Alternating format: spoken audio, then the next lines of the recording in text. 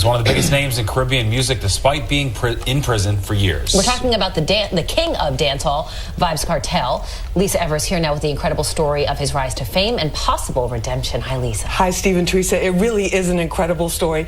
For years, millions of fans around the world have been chanting the phrase, "Free World Boss," one of the many names for dancehall superstar Vybz Kartel.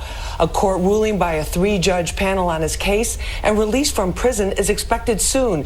But lockdown hasn't kept the king of dancehall from dropping new music. He's getting a big boost from some popular vloggers who are proof of his growing popularity and influence around the world.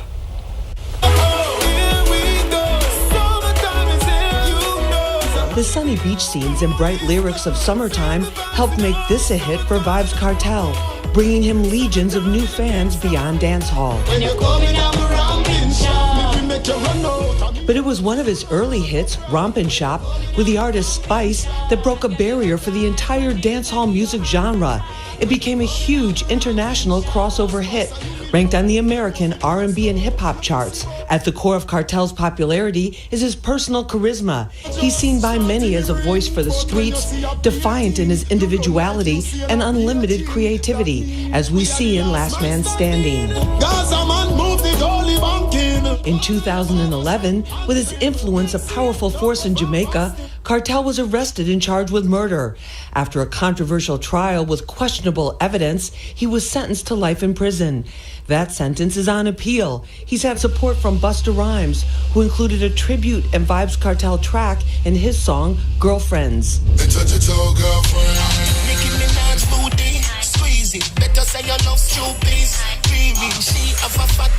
Kartel remains a dominant force in part due to continual coverage and analysis from dancehall vloggers. The most prominent include Wiz and Shakira, the husband and wife team behind JA Radio TV in Toronto, and the mysterious Yeti Boss.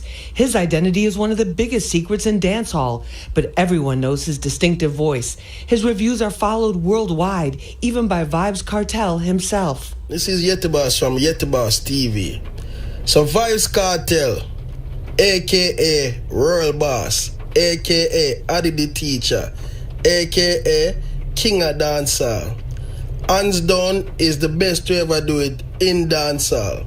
So Vybz Kartel is definitely one of the most lyrically potent artists to have ever graced the genre of dancehall. I completely agree. I mean, he has continuously proved himself to be one of the best.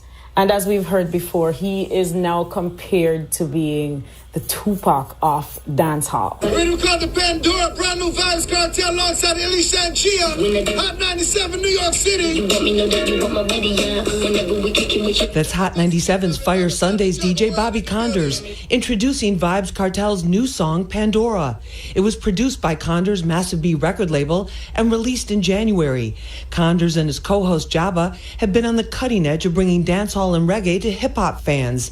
He tells me Vybz' mass appeal jumped off in 2004 with Picture This. The tempo and his vibes, and he was working with Bounty Killer at the time, and then that was, it kind of catapulted him, and he just connected with that, that particular generation of kids. Condors has been working with Kartel since the songs were on vinyl and tells me he's one of the most prolific artists he's ever known, sometimes writing 4 to 5 songs a week.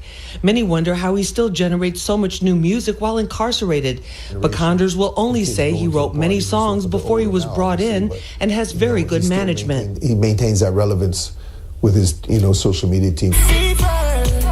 One of Kartel's most commercially successful songs, Fever, was released in 2016. He is the most streamed artist, being incarcerated. And that is proof enough that he is the greatest dancehall artist that we have ever seen. Some might say even the king of dancehall, the rightful No, he's definitely ruler the king of dancehall right now. Believe me, this man is incarcerated and he's actually dominating dancehall. Dominating over artists who actually have their freedom, who are able to perform, to tour, to record. Vybz Kartel is a person who speak from the ghetto, speak from the inner city. All the people who are out there who had certain things to say and was afraid to say it. Vybz Kartel was that outlet who you can always depend.